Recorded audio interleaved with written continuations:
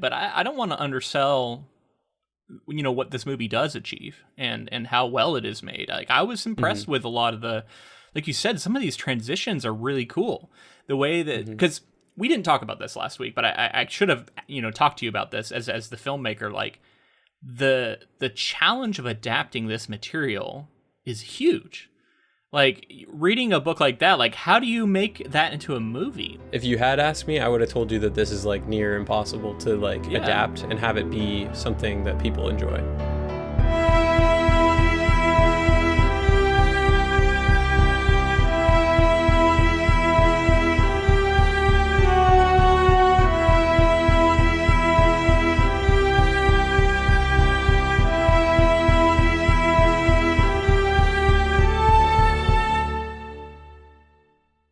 Welcome, friends, to episode 190 of the Ink to Film podcast, where we read the book and then see the movie.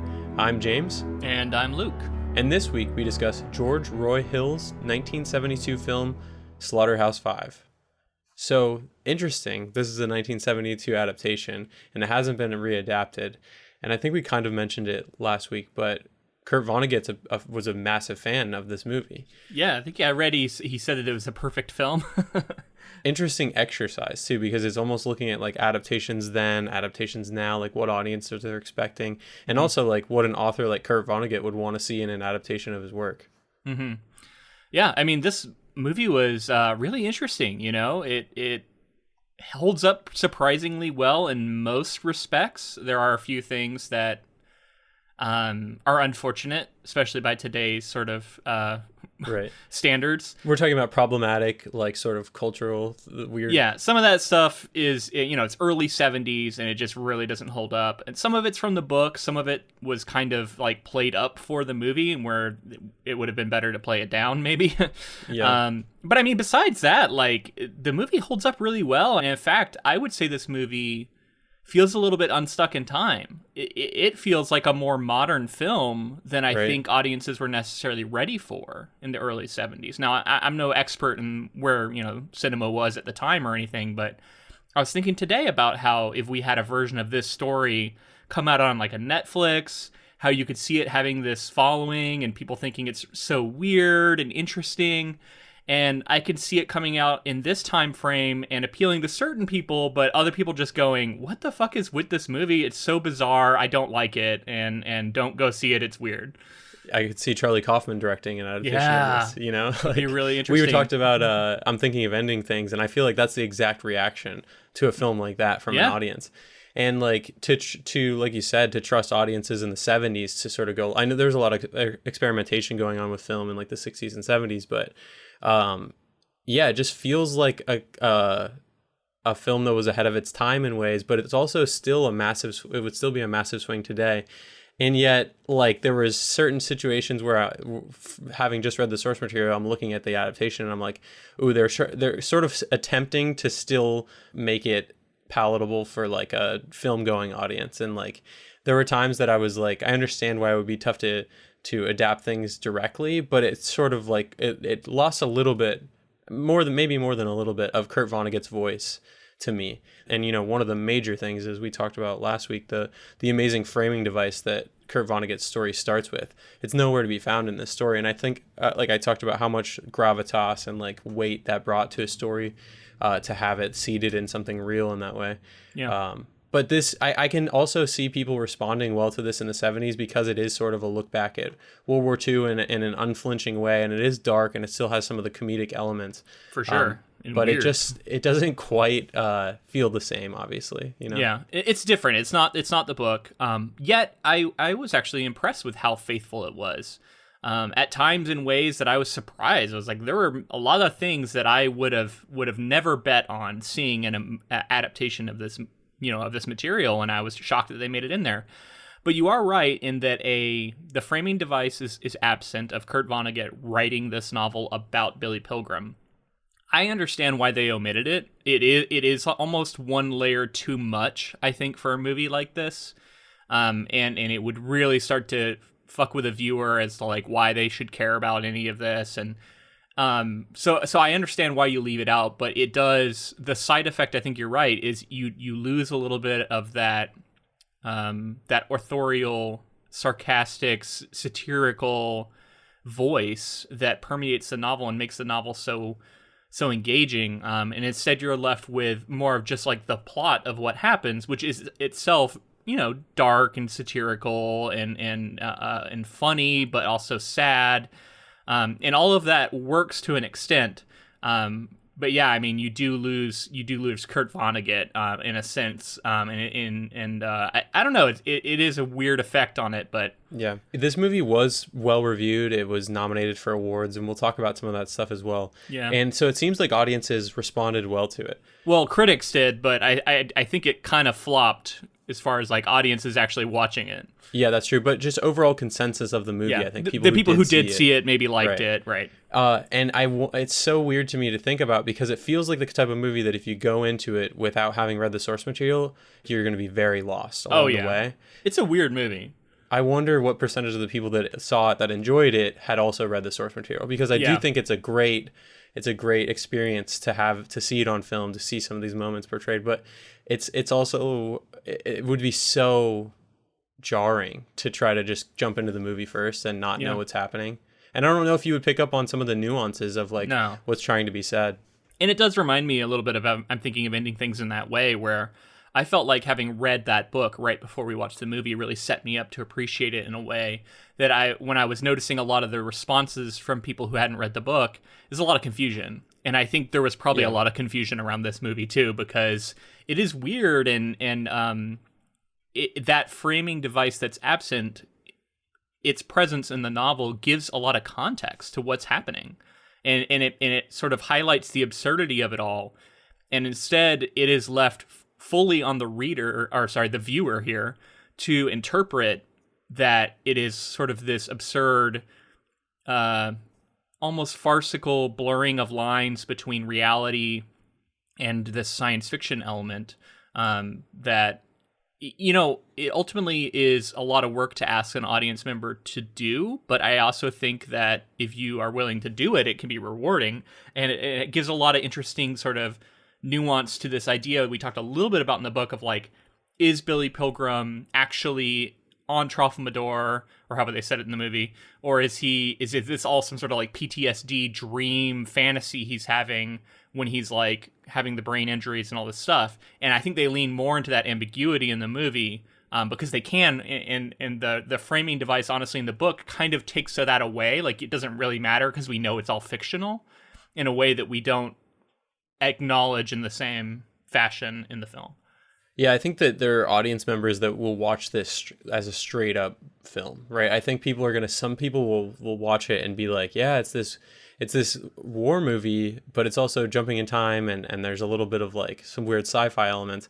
But I think there will be people who sort of watch it on a surface level, and maybe George Roy Hill was trying to allow for that by sort of peeling back some of the extra layers. What do you mean on a surface level? So like just watching it as a film about war, like as a journey through a war, and then like some of the PTSD that somebody's dealing with, and then not really engage much. Maybe and again, like you said, maybe think of anything that happens with Tralfamadore or any of that stuff as sort of something that Billy Pilgrim has created in his mind or something like that. I guess I don't see that as a surface level viewing. I think that is an interesting way to view this movie. Really, because I mean, I do as well, but I guess what I'm getting at is like, there's more threaded into the idea of this being, I guess, with Kurt Vonnegut's story being so anti-war and making commentaries about humans and war. And there's a little bit that's given at the end, I guess, that you could see.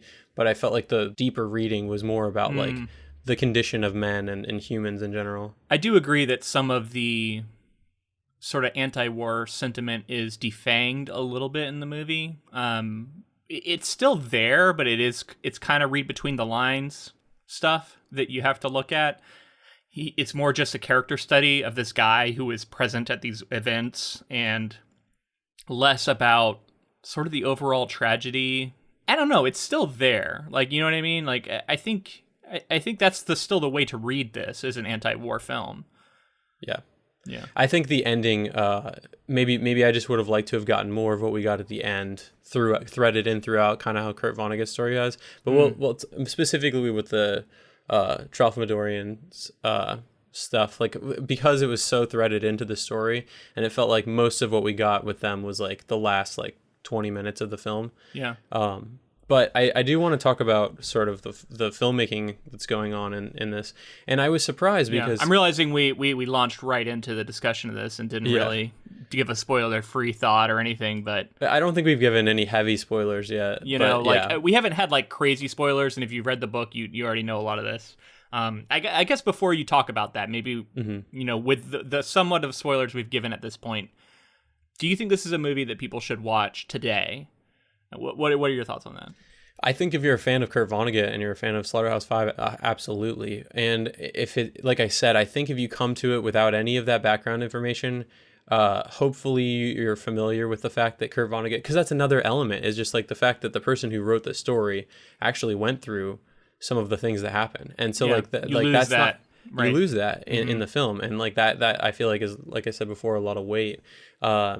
So do I recommend it? I think if you're interested in 70s films, I think if you like Butch Cassidy and the Sundance Kid, this is the same director.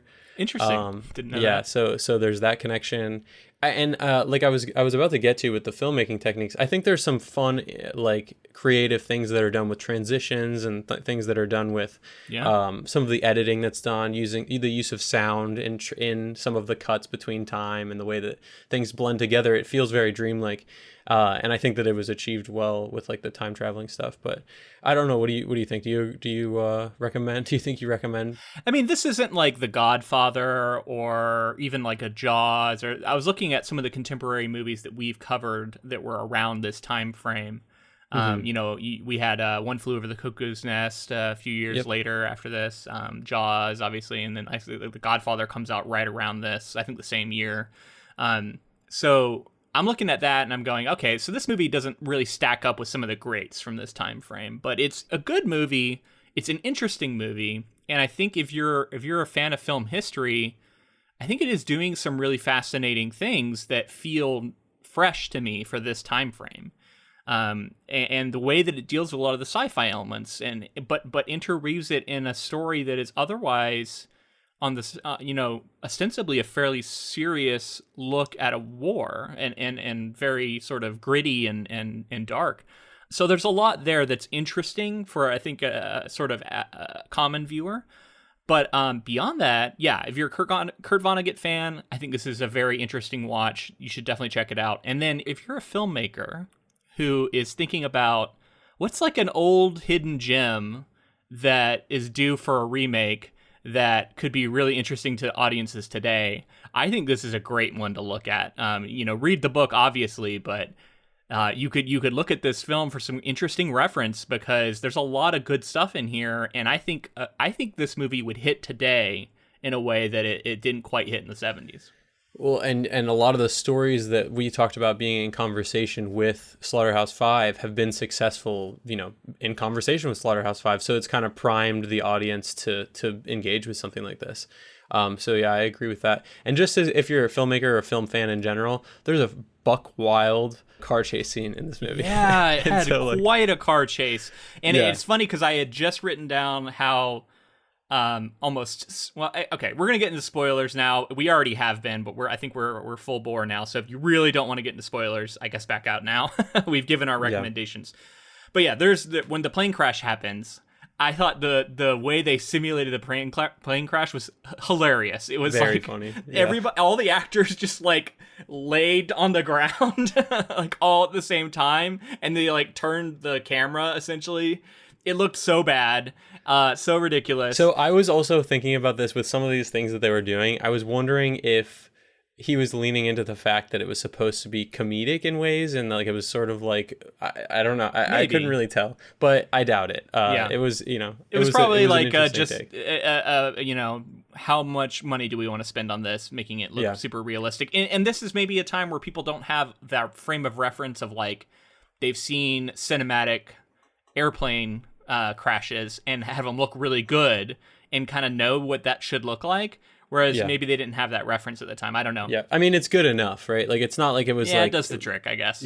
But then and then like shortly after that we get this car scene where his wife is just running into all these different vehicles, going up and down ramps, like driving backward. Like, the stunts that were being pulled off were incredible. Like, I couldn't help but think about how difficult it would be to pull off that entire sequence. Yeah. With the stunts that are being done, and like people's lives were definitely on the line for some of those crashes.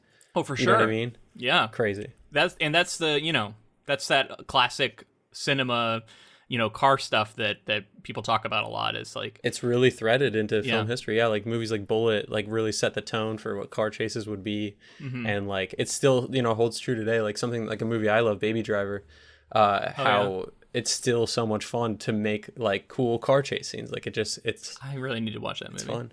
You really should. Yeah. One thing I wanted to point out was the typewriter stuff. I thought like that was a nod towards the Kurt Vonnegut frame. Like, we kind of give Billy Pilgrim a frame where he's writing. He seems to be writing a letter, not a book.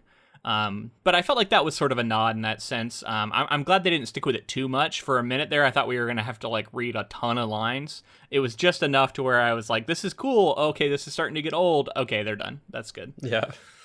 I really liked how the typewriter looked. Like, I was thinking about practically how they set that up, and I was like, that looks great. Like, just seeing it just locked down on the typewriter and have everything revealed, that it just looks awesome. And I know it's been done a million times, but this one particularly looks really nice. I feel like we're really getting into this here, and I don't want to skip over George Roy Hill. I do want to talk about him before we I don't know anything about him. George Roy Hill was an American film director. He's most noted for directing such films as Butch Cassidy and the Sundance Kid in 1969 and The Sting in 1973, both starring Paul Newman and Robert Redford. Other Hill films include Slaughterhouse-Five, The World According to Garp. I've heard of that one, World According to Garp. Yeah. You probably heard of a couple of these, actually. Okay. The World of Henry Orient, Hawaii, Thoroughly Modern Millie, The Great Waldo Pepper, Slapshot, Funny Farm, A Little Romance, and The Little Drummer Girl. Nope. I don't think I've heard any of those other ones. I mean, Butch Cassidy. Clearly Butch Cassidy, The Sundance Kid, and The Sting were. So that's like that's the movie. When people say that's the movie they're talking about. There's not something else like a show or something they're referring to. I guess I don't know the history of that property. Like, Butch Cassidy and The Sundance Kid? Yeah, he's the originator. Like, he wrote and directed this movie, and that's what everybody references. He directed it. I'm not 100% if he wrote it, but that was sort of his, like, he had directed other things, but Butch Cassidy and the Sundance Kid was a massive hit. Wow. And then he I think soon after, a couple years, I think he might have had one or two more, but then he did Slaughterhouse-Five, and then followed that eventually like a year later with The Sting, which was also did really well. So he has an interesting way of getting into film, though, and I thought that with Kurt Vonnegut's history, we need to definitely talk about this. Okay. During World War II, Hill served in the United States Marine Corps as a transport pilot in the South Pacific. The outbreak of the Korean War resulted in his recall to active duty service for 18 months as a night fighter pilot, attaining the rank of major. After the war, he was stationed at the Marine Corps Air Station Cherry Point. So he also, is coming from a background of having served in World War II and Korea. I wonder if some of his feelings on the war affected some of the messaging behind this movie, because it felt ever so slightly different. Like the target was shifted a little bit. And I wonder if that was maybe his own, like, how he felt about the material. That was my thought as well. Like, some of the time, the portrayal of like the military felt more serious than, and there were very serious moments with Kurt Vonnegut, but like something about maybe even just seeing it. Basically, the way that he got into film was actually through theater. On his return to the U.S., Hill studied theater at HB Studio in New York City. He acted off-Broadway and toured with Margaret Webster's Shakespeare Repertory Company. He used his Korean War experience as the basis for a TV drama, My Brother's Keeper, which appeared on Kraft Television Theater, with Hill himself in the cast. During his military service at Cherry Point, he had to be talked down by a ground controller at Atlanta Airport, an incident that led to his writing the screenplay. The episode was performed and transmitted live in 1953, and then Hill returned to Broadway in 1957 as director of the Pulitzer Prize-winning play Look Homeward, Angel. He continued to direct television, notably episodes of the Kraft Theater, including A Night to Remember, the story of the sinking of the Titanic, a two-parter which Hill also wrote. And for this, he earned an Emmy for writing and directing. Hill's success as a theater director led to his first feature as director, the film version of Period of Adjustment in 1962, starring Jane Fonda and Jim Hutton. It was a box office success. Hill had huge commercial success with Butch Cassidy and the Sundance Kid, based on a script by William Goldman and starring Paul Newman and Robert Redford. The film received 7 Academy Award nominations, including Best Picture and Best Director, and won 4, including Best Song, Raindrops Keep Falling on My Head. William Goldman, as in The Princess Bride William Goldman, apparently. I just looked it up. Yeah, that's the connection. That's what you and I had talked about this actually off air, where we were talking about how we definitely talked about Butch Cassidy and the Sundance Kid before. Yeah. So yeah, wow. William Goldman. Yeah, William Goldman. What a writer. Our Princess Bride coverage, especially the book episodes where we get to talk about him as a screenwriter and novelist, is a really interesting guy. And yeah, that connection. Maybe we mentioned that in that coverage. I don't know, but that's we mind-blowing. Definitely mentioned that he wrote Butch Cassidy and the Sundance Kid. I don't know if we went in talking about George Roy Hill. Yeah, probably not, but still interesting. Very interesting. So eventually in 1972, he directed Slaughterhouse-Five. It premiered at the 25th Cannes Film Festival, where it won the jury prize and was nominated for the Palme d'Or. The film also won a Hugo Award for Best Dramatic Presentation and a Saturn Award for Best Science Fiction Film.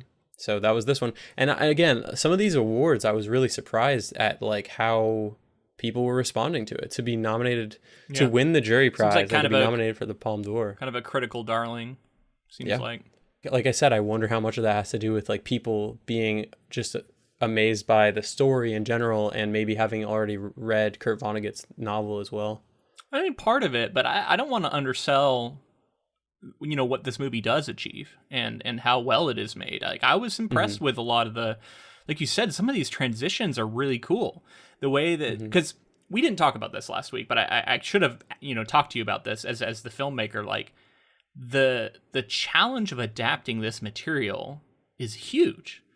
Like, reading a book like that, like, how do you make that into a movie? If you had asked me, I would have told you that this is like near impossible to like adapt and have it be something that people enjoy. Yeah. So the level of difficulty is off the charts, and what he was able to achieve, I think, is really commendable. And the Unstuck in Time conceit is portrayed really well, and it's not over the top. We don't get like wormholes or anything. It's just transitions. Yet, do you think part of that was because they decided to not do the Tralfamadorian stuff, because I think maybe if they had done that earlier on, it would have felt more alien, and in this way, like you said, you could allow the audience to just think like it had to do with trauma and then this plane crash and stuff. Well, I mean, I think some of that is right out of the book, though, right? Like there are times where the past bleeds into the present for him. Like, he'll hear sounds from the past, he'll see things from a different time, and there's this overlap. The clapping, I think, was described in the book the same way, where it's like happening in two different times at the same time. And it's so cool to take that and put it into the movie. Like, we're used to seeing transitions like that today. Like, people do this all the time just to be clever. But I think at the time, this was like to signify that there is true overlap in these moments and that he is hearing things across time. And when I started thinking of it that way, I thought there's a lot of really clever filmmaking being done. Like the moment where he's wrapped in the blanket in the rail car, when this wasn't really in the book, I don't think. He's wrapped up in this blanket and he's barely peeking out, and then all of a sudden he's wrapped in the blanket in the hospital and he's peeking out at his mother, and like just the visual way they were able to link those two scenes, and they put the camera in the blanket so you get this cool POV shot. Like, there's just a lot of cool filmmaking going on. Yeah, the things that were most impressive to me when we're talking about transition were the actual like matching transitions, where it would be like a shot of his face in the like present, supposedly, where he's like an older man, and then a matching transition to him like laying in the snow or something like that. And then there was one really great one that was like a hallway. It was like a battlefield hallway. Yeah. And then it transitions to the hallway in the hospital. And that doctor's walking down it, right? And I think the doctor's walking down it in the war, and then like all of a sudden he's in the hospital. Yeah. Exactly. It's like a dissolve like transition that's like completely matching. It looks great. And they're doing this some practical way with some sort of, you know what I mean? Like this isn't in the computer, You had to do dissolves like in the actual editing bay. Like you had to like create the dissolve in the film. When you're cutting the film, it's amazing. It's like film wizardry. It's really interesting that they're able to do this. I guess it's like today, like if they were to do that, I would assume it was done in a computer, and it probably would be. But it's cool to see all this stuff and go, well, they had to find a way to do this practically, you know? Which, like, especially with how the dome looked on that planet and stuff. I'm sure it was a miniature, but like I could see the people moving around in the dome, and like there's these fireworks going. Like there was a lot of cool stuff that went into that final scene. I was very impressed. Yeah, I mean, ultimately, I agree with you. I guess I just still think so much of it has to do with the original story. In this case specifically, like, you know, typically I'm all for, but like something about this story feels so connected to the source material, and that like the success feels like it's a fascination with that. But I don't know. Yeah, interesting. I mean, too much into it. You mean, I love this book, so you're not going to get a lot of argument from me there. But I was pleasantly surprised with how much I liked this movie. And I mean, like we get the silly coat, we get the silver boots. These were just sort of fun details in the book that I thought were just kind of like a character moment for Billy to be kind of ridiculous. But how it was really an interesting visual thing in the movie, where it really helped us like keep an eye on Billy and like be able to tell him apart from everyone else, and really show how he's different and how he is standing out in the war. I don't know, it's so many things from the book I thought were really smartly adapted and used in interesting ways in this movie. Do you want to move into the plot now so that we can kind of go chronologically? Sure, let's do it. In Ilium, New York, the middle-aged Billy Pilgrim writes a letter to the editor claiming to have become unstuck in time. He finds himself as a young man behind enemy lines in Belgium during World War II, where he and a number of other American troops are captured by the Germans. A fellow prisoner of war, Paul Lazaro, develops a grudge against Billy and vows to kill him. At a camp, Lazaro attacks Billy, but is intercepted by an older POW, Edgar Derby. Billy and Edgar develop a friendship. The Americans are set to be transferred to Dresden for the duration of the war and are asked to elect a leader. When Lazaro nominates himself, Billy nominates Edgar for the role, and Edgar is acclaimed after Lazaro steps down. In Dresden, the POWs are placed in a slaughterhouse, Slaughterhouse-Five. During dinner, sirens sound off and the POWs head to shelter. The firebombing of Dresden commences, during which Billy believes 100,000 perish. The POWs emerge and the Germans have them sort through the ruins for survivors, warning looting will be punished. When Edgar discovers a dancing figurine, he pockets it and is executed by a Nazi firing squad. So, wow, that's like all of the war. So really quick, I said chronologically, but I think this is going to be in sections in terms of like what, I guess it's more intelligible that way. No, it's chronological if you were to take the entire plot and lay it out in chronological order, but that's not the order in which we watch the movie. Which is interesting because I was talking about last week how I found all these different summaries, and I tried to find one that I liked. One of the problems I was having was exactly this. It was people had taken it and laid it out actual chronological order, which is weird because that's not how the story is really conveyed. But it's okay. We can talk about it this way. I want to talk about Paul Lazaro because I felt like they actually made him into even more of a character. Like he's a character in the book, but like, you know, spending time with him and the moment where he's trying to correct that officer of like how to spell his name, and then he kind of gets into this, you know, big brawl and goes after Billy. Like there's a couple more sort of just like highlight moments for him to where when he personally kills Billy in the future, I don't know, it makes a lot more sense. Whereas in the book, I'd almost forgotten about that connection at first, and I was like, oh wait, that was what that one guy said. It didn't feel as important to the story as this made it feel. Honestly, in the book, a lot of really important details are doled out to us in ways that don't feel important. Right. I think that was the point. And maybe they're not in Vonnegut's eyes, but in the movie exactly, they are. Yeah. That's the point of And So It Goes, which we'll also talk about not being in this movie. Yeah, I was so surprised no one ever said, so it goes. Like, it just never happened. One time. Yeah. Even once. Even the Tralfamadorians at the end, I was like, just say it one time. Yeah. I couldn't believe it. Yeah, 100 times in the book, 0 times in the movie. Very odd. Yeah. But I agree. It gave it more weight when he did kill him, and it had like sort of a thread that goes through the movie that you could follow a little easier. But yeah, I wonder if it's like Vonnegut's intention was to make it feel not as important, because death, as the Tralfamadorians talk about, isn't really as important as humans view it as. It's sort of, We're going to get into that, but you made me think of it, so I want to say it.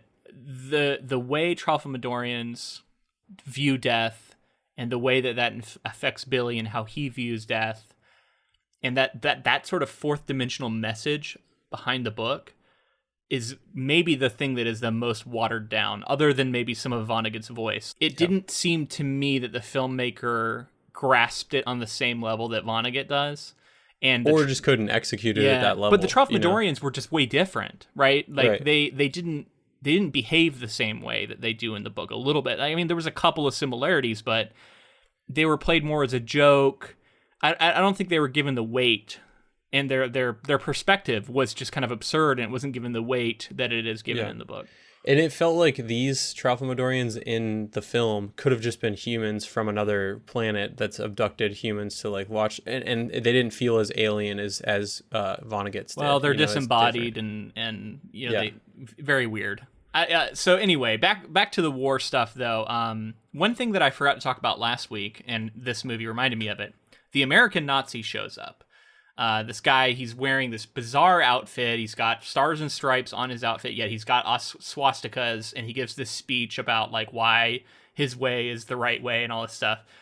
This is all right out of the book. And I forgot to tell you that this character is a recurring character in Vonnegut's work. He has his own book where he's, I think, the main character in it. I think Mother Night, maybe. Yeah, I read something about which that. Which is really interesting, right? Like he's this American Nazi. I'm like, wow, what is that book like? But seriously, a blend of a Nazi and an American showing up on screen in this day and age to me hit pretty hard. It was like, those attitudes are so present and so ingrained in a lot of American society and cause so many problems to this day. This idea of like communism and socialism is the real enemy, and wrapping yourself up in white supremacy.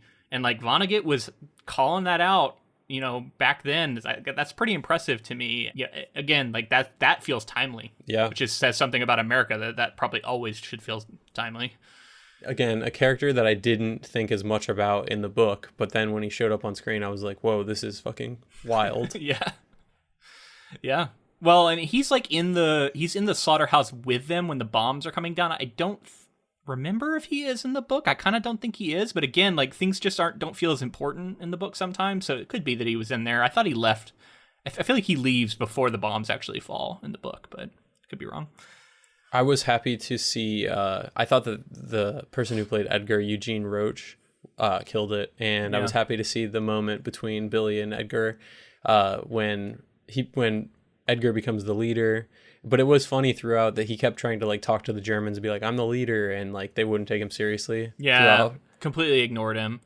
But it was clear that he felt important in that sense. Like he felt like he'd been elected. He kept saying like the men elected me when it wasn't really like it was kind of tragic and sad. He's a really interesting character, and I liked him a lot in this version. I think he's likable in the book, but not to this level. This portrayal and this version of this character was a lot more heroic. He does still die in like a really shocking, I think, if you're a general audience member watching this and have no idea about the book, you think this guy's going to have some sort of heroic end or something, and instead he gets executed for this figurine he steals, just like out of the fucking blue. And I thought that was pretty brutal and a cool moment. But yeah, it again, that storyline just feels a few like degrees different than it was. More important. Yeah, it seems like it has more of an effect on the plot. What I mean? More of an arc, more of something going on. It's really hard to put my finger on it, but it just feels a little different. Not necessarily better or worse. It's just different. I think we just, like you said, we get more context. We get more about the character. We get to become attached to the character. And something about Vonnegut's novel feels like much more, especially from the way that he's narrating it, it feels more removed. And like these... Yeah, it just feels like snapshots of things flying by us, and especially because it's all over the place, just like the film. But it really is. We didn't talk about the other, and I don't remember the name, but the other woman that the novel is dedicated to, I believe, is from that biblical story about the wife who looks back She's told not to look back, and she chooses to look back anyway and is turned to a pillar of salt. And Vonnegut says, I love her for that, because it's such a human thing to do. And I think that's... Gerhard Mueller is the other person that the book is dedicated to. And is that who that is? Maybe? I'm not sure. Okay, well, if it's not her, then it doesn't matter, because that story is definitely given in the book. Whether or not it's dedicated to her, I don't know. But the reason I think he gives that story is that Kurt Vonnegut is himself looking back, despite the fact that he knows what effect it's going to have on him. It's going to turn him into a pillar of salt, at least metaphorically, right? To look back. Yet he feels compelled to do so. And I think that's why he gets the story. Whether or not that's the dedication, I don't know. Yeah, I don't think it is I just looked it up. This person is the German taxi driver who takes the narrator and Bernard O'Hare to the real life slaughterhouse where they took shelter. That's right. Yeah, because he talks about riding in that with that taxi driver. Okay, interesting. Yeah, I thought it was the woman that was turned to salt, but I got the names wrong. Regardless, that story is given in the book, so I think it is still important.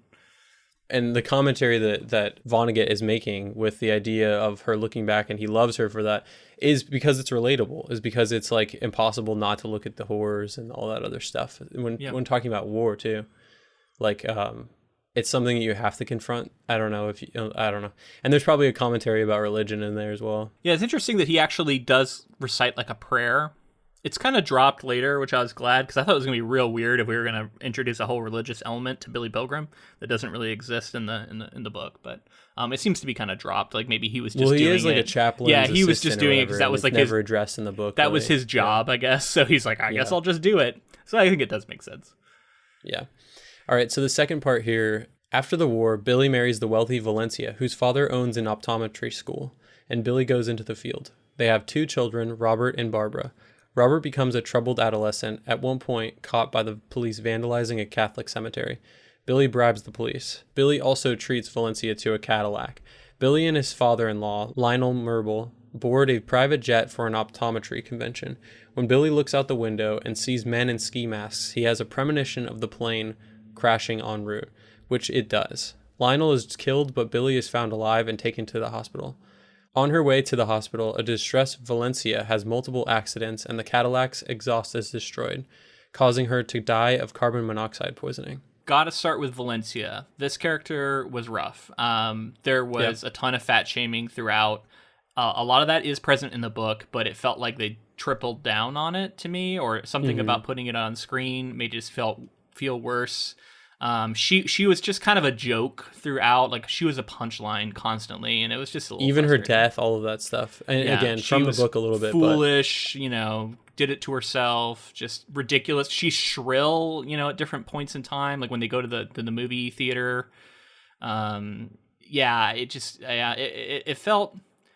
It felt like there was a thread of misogyny in this book, or I'm sorry, in this movie, and maybe a little bit of it is in the book too. But I know it's a different time. I know that. But it just watching it today, it was tough. Yeah, and you have to think about the commentary that's being made with Valencia and then Montana, and the way that Billy is engaging with each of them. He fantasizing about this other woman. Yeah. He kind of hates his wife. He never says he does, but in the book it's like stated though. But yeah, in the movie, I guess. Yeah, maybe. Yeah, it's both times. It just seems like he likes her, okay, but he's not attracted to her. He's only really attracted to Wild Hack. Which, what's funny? I was just thinking about how the name Wild Hack. I wonder if that's Vonnegut making a sort of a self-aware joke. He's like, I'm gonna have this actress that he's gonna like have sex with, and I'm gonna name her Wild Hack because that's what a writer who comes up with this kind of character maybe is. I don't know. I could see him having a little fun with wordplay there. I could see it. Yeah. The name itself, like I'm sure he was going for like the Playboy model kind of thing. That's clearly. I mean, it sounds like. Could be, just the name itself. There was a perviness to this movie too that it was a little weird. I couldn't tell if there was like the like free like the sex positive free love stuff of the 60s and early and then into the 70s, if that was going on. Yeah, some of it feels like that pushing the envelope edginess, like we're gonna just like show tits a lot and we're gonna do that, like it did feel a little bit of like just pushing the envelope. So maybe that was some of it. but it reads as a bit pervy, especially with how the women are sort of dealt with throughout. They're basically either dumb, shrill, or sexual objects every time a woman is on screen. Yeah.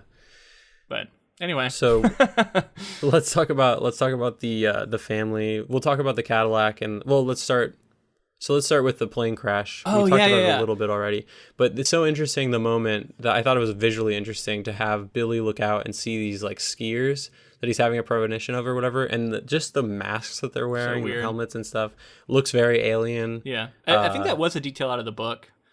They were said to look like that, which is, I don't know, it looked odd, but yeah, I mean, I get what they're going for. The moment that sticks out to me as an interesting change is to have Billy try and land the plane, like try and get the plane to land. And that's when I was talking about how it felt to me like the filmmaker didn't quite understand the fourth dimensional viewing.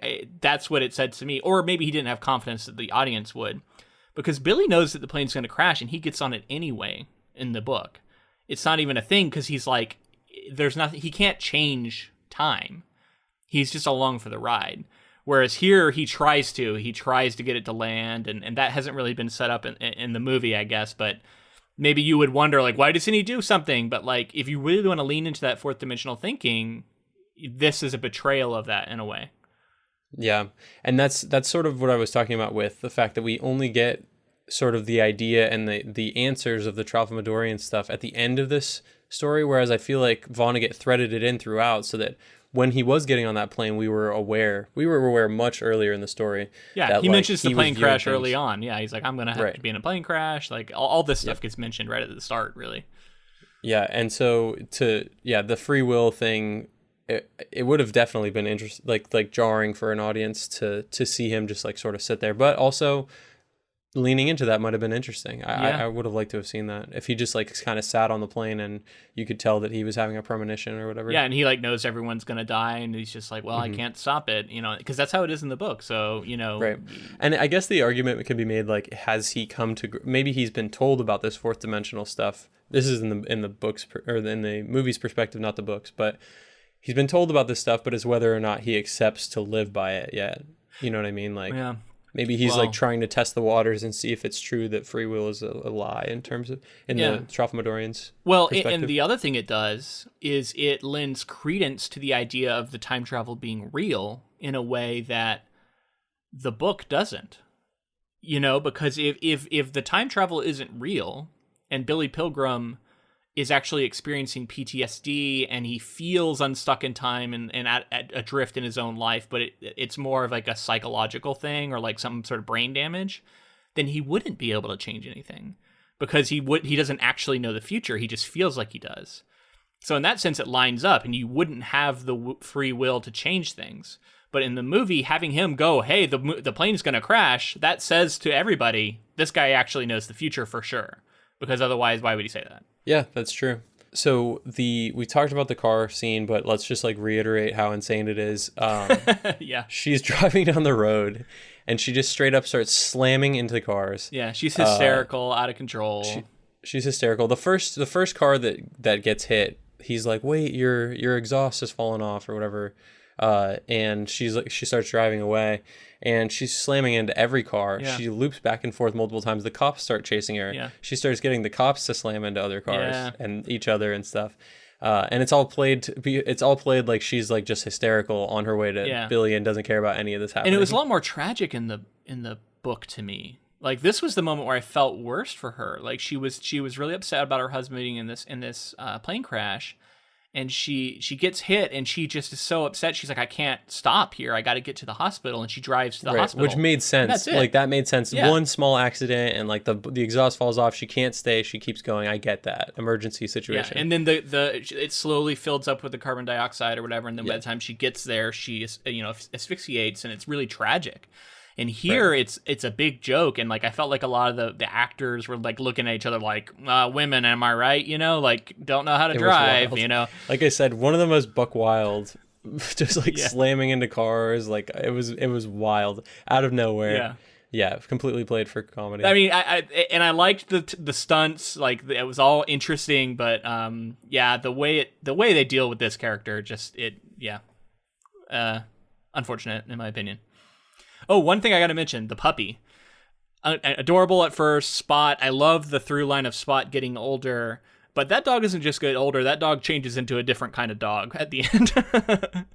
It was a short-legged dog, and then all of a sudden it's a full-size dog, and I was like, dogs don't go from adulthood to old age and become a different kind of dog. I'm sure they couldn't get one that looked like visually right, that they couldn't like get access to one, but I just thought it was funny that they just completely changed the breed of the dog at the end. That was a cool transition though, when they walk out of frame as a puppy, come back into frame, the seasons change. I thought that was neat. And again, that's clever Very filmmaking, cool. Right? Like you're using details that are in the book, but you're using them visually to tell this story of the passing time. I didn't like the repeated joke with the wife about, I've got a new, cake or pie or something, and she repeatedly said she's going to lose weight and then doesn't. Oh my God, Right. Anyway.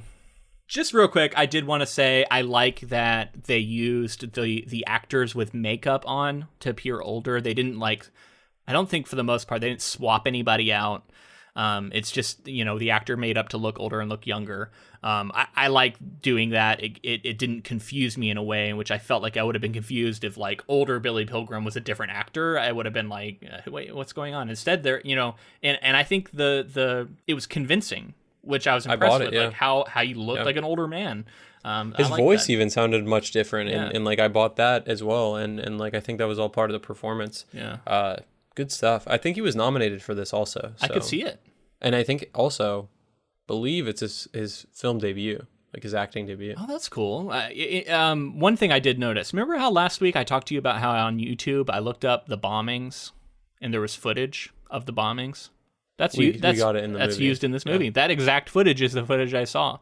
So they used the real firebombing of Dresden footage and they just put it in the movie. It's an interesting choice.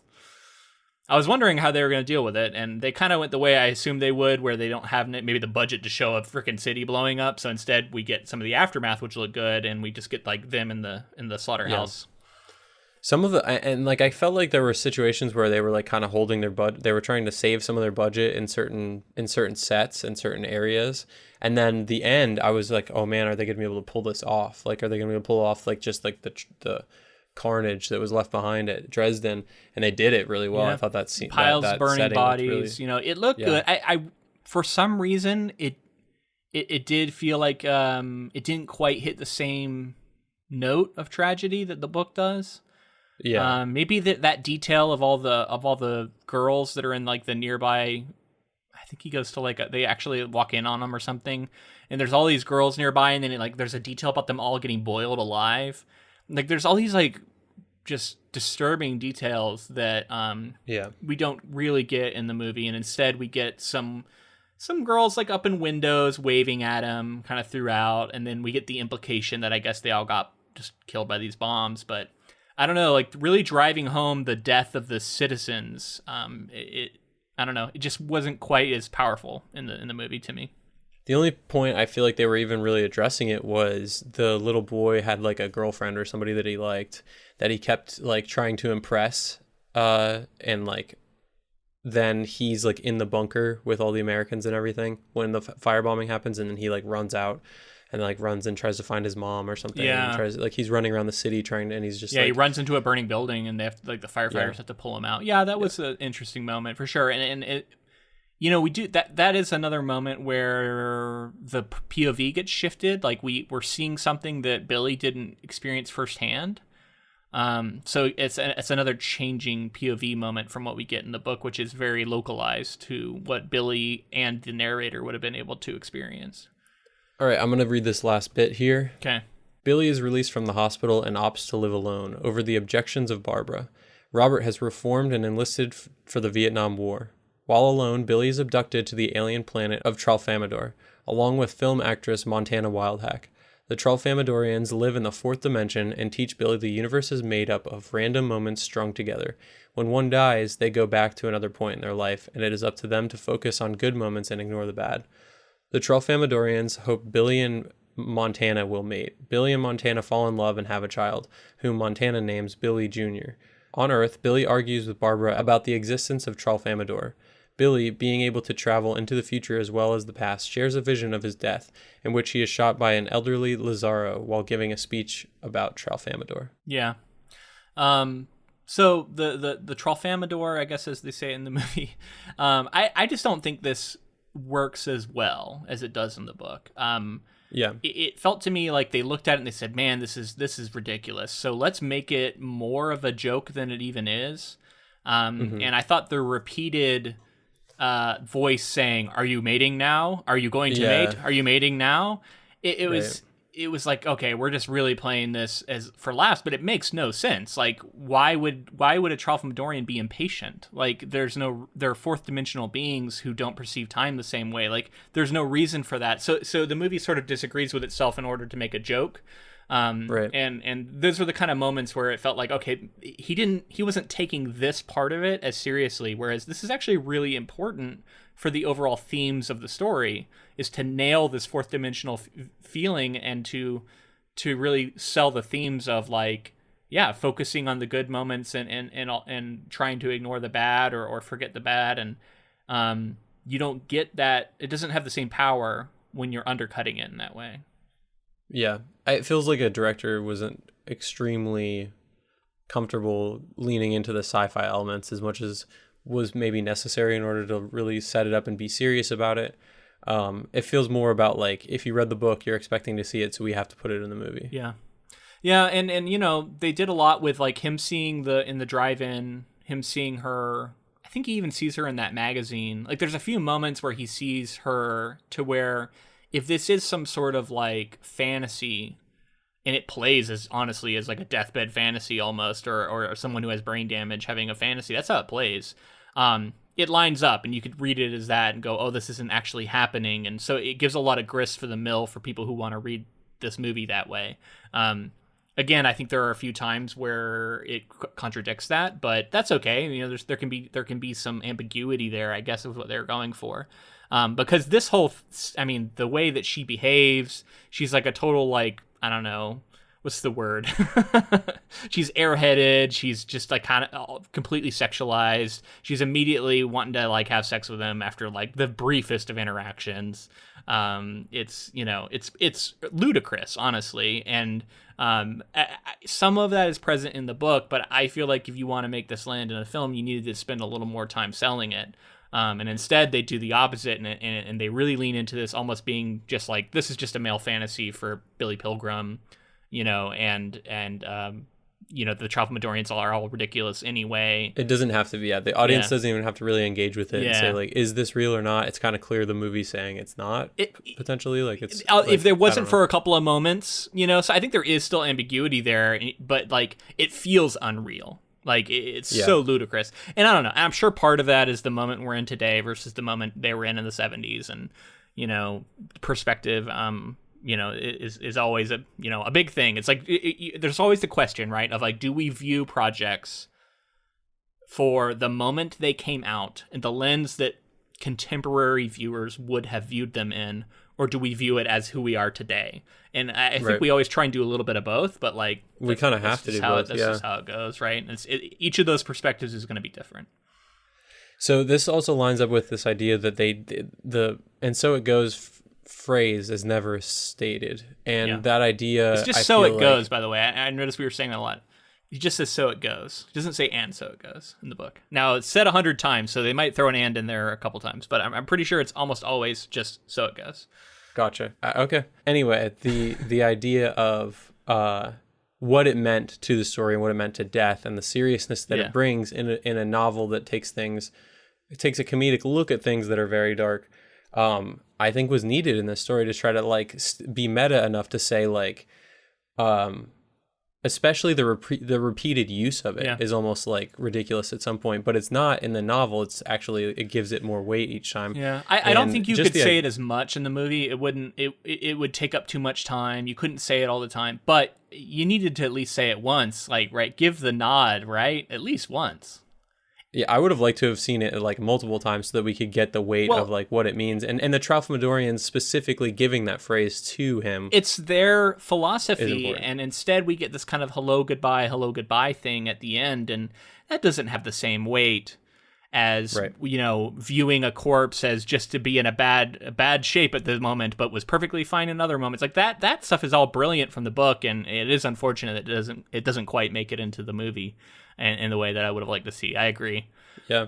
And interestingly enough, we have to talk about this, which we kind of touched on, but Kurt Vonnegut said he loves George Roy Hill and Universal Pictures, and they made a flawless translation of my novel. Yeah. I mean, come on. And, first off, he had a couple at least one other adaptation that apparently was pretty bad. It was made later, but like this is a good movie, and I'm sure he was fully aware of it's a different medium. Things had to be done, and again, he's going to back it up. This is a movie that's going to bring readers to his novel.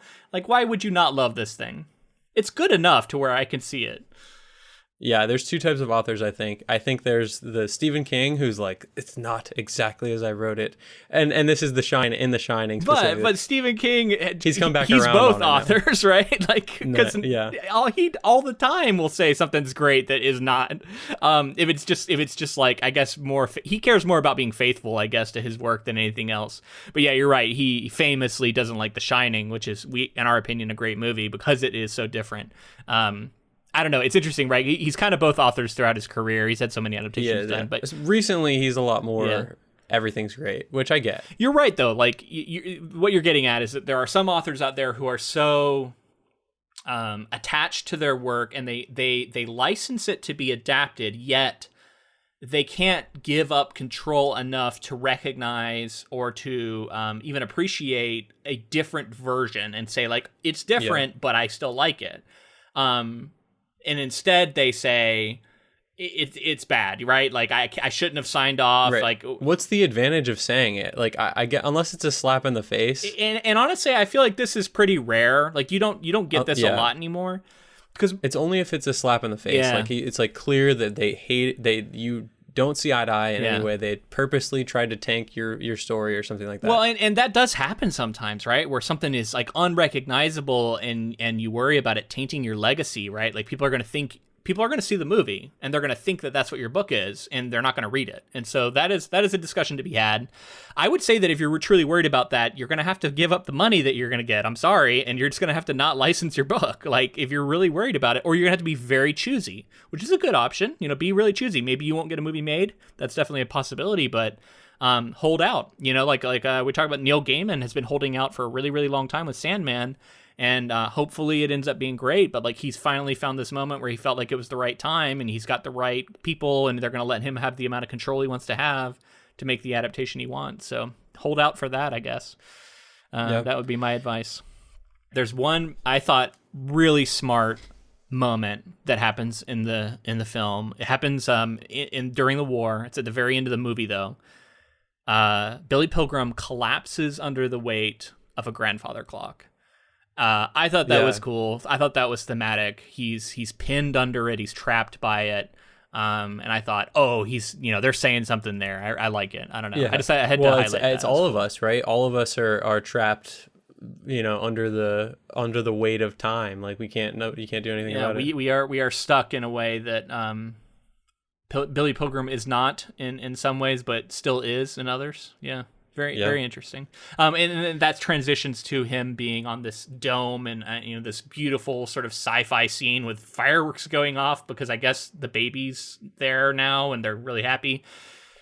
Weird, but it was interesting. Still don't understand what they were trying to do. I don't either. It's an interesting moment though, and it looks cool, and I was impressed with what they were able to achieve, knowing that it's not computer generated. I love the idea that the Tralfamadorians traveled. Well, and, abducted them, studied all these cultures, understand human culture, but then just need to see mating and then birth or something. Very odd. So very odd. But yes, let's make deliberations. We got to decide, is the book or the movie better? Okay, easy for me. It's the book. The book is a brilliant piece of work. One of my favorite novels I've ever read. Props to the movie. It's a good movie. Very interesting film to watch. I recommend it for all the reasons I said. It's not going to be for everyone, but if this sounds interesting to you, definitely check it out. But yeah, it's not really much of a contest for me just because of how much I love the novel. Yeah, in a way that's unusual for I feel like our projects, I really always want to stick up for the movie a lot. This book was, like I said, after I finished, I was like, this is one of my favorite books I've ever read, and I went in with high expectations, and it met all of them and exceeded them. I think that the film is a fine adaptation. I think that there's a lot of creativity, a lot of great work went into it. I think that they understood a lot of what Kurt Vonnegut was trying to get at.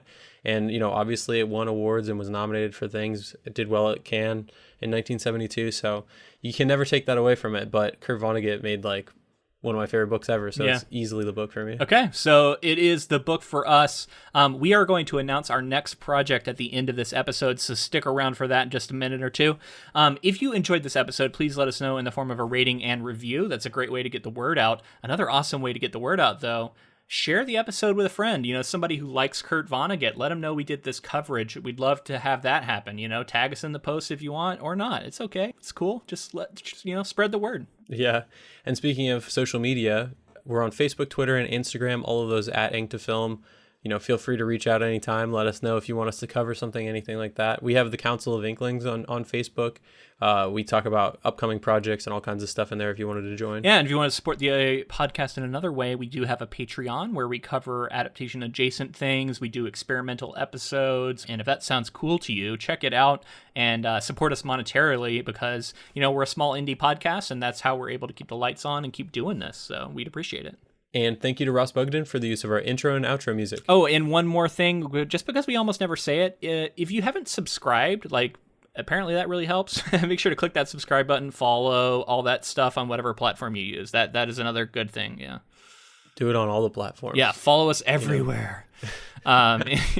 Anyway, I am really excited for this next project. It is one that we've been talking about doing for a long time, a classic of fantasy, a movie that I've seen, but a book that I've never read. We are going to be doing The Never-Ending Story. I'm just so into it. I don't know much about the book at all. But I'm really curious and I want to relive a bit of my childhood and watch that movie. I barely remember it. Yeah, we're going to start our next episode with us both singing a rendition of the theme song. So get excited for that. No promises.